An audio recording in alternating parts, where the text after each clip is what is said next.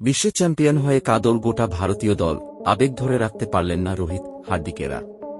রোহিত শর্মা, হার্দিক পান্ড্য, বিরাট কোহলি, যশপ্রীত বুমরা থেকে শুরু করে বেঞ্চে বসে থাকা মোহাম্মদ সিরাজ। টি-20 বিশ্বকাপ জিতে কাদল গোটা ভারতীয় দল।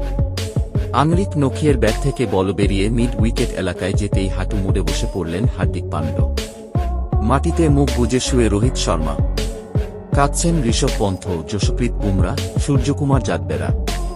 এমনকি বেঞ্চে বসে থাকা মোহাম্মদ সিরাজও কাঁদছেন। বিশ্ব চ্যাম্পিয়ন হয়ে গোটা ভারতীয় দল কাদল।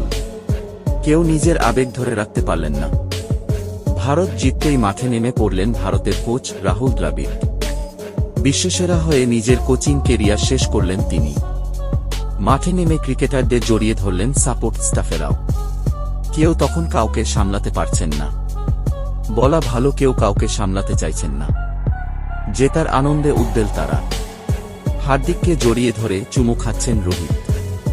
ছাড়তেই চাইছেন না। কিছুক্ষণ পরে আবার দেখা গেল রোহিত ও বিরাট একে অপরকে জড়িয়ে ধরে রয়েছেন। বারবার ব্যর্থতা দেখেছেন তারা। সেই কারণে জয়ের আনন্দ ভাগ করে নিচ্ছেন তারা।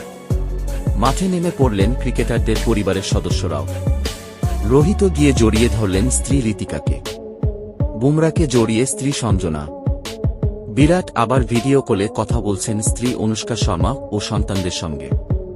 হার্দিক এক হাতে জাতীয় পতাকা নিয়ে ঘুরছেন। সিরাজের চোখে জল মোছানো যাচ্ছে না।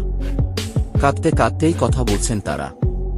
বিশ্বকাপ জিতে নিজেদের মনের কথা তুলে ধরলেন ভারতীয় ক্রিকেটারেরা। সঞ্চালককে জানালেন বিশ্বসেরা হয়ে কেমন অনুভূতি হচ্ছে তাদের। মোহাম্মদ সিরাজ, আমার বিশ্বাস ছিল বুমরা ভাই খেলা ঘোরাতে পারবে। যা ভাবলাম সেটাই হলো। কতটা আনন্দ হচ্ছে বলে বোঝাতে পারবো না। গত বিশ্বকাপের ফাইনালে হেরেছিলাম। প্রত্যেক পেশাদার ক্রিকেটার বিশ্বকাপ জিততে চায়। সেটা পেয়েছি।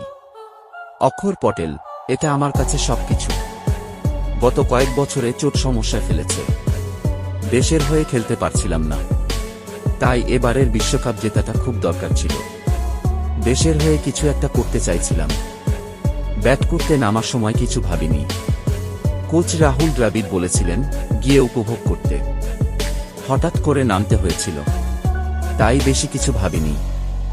যশপ্রীত বুমরা, সাধারণত আমি খুব একটা আবেগ প্রকাশ করি না। কিন্তু আজ নিজেকে ধরে রাখতে পারিনি। আমরা সমস্যায় পড়েছিলাম। কিন্তু সেখান থেকে পেরেছি। এর থেকে ভালো অনুভূতি আর কিছু নেই। আমি একটা বল ধরেই ভাবি। বেশি চিন্তা করি না। এর থেকে ভালো অনুভূতি আমার ক্রিকেট জীবনে হয়নি।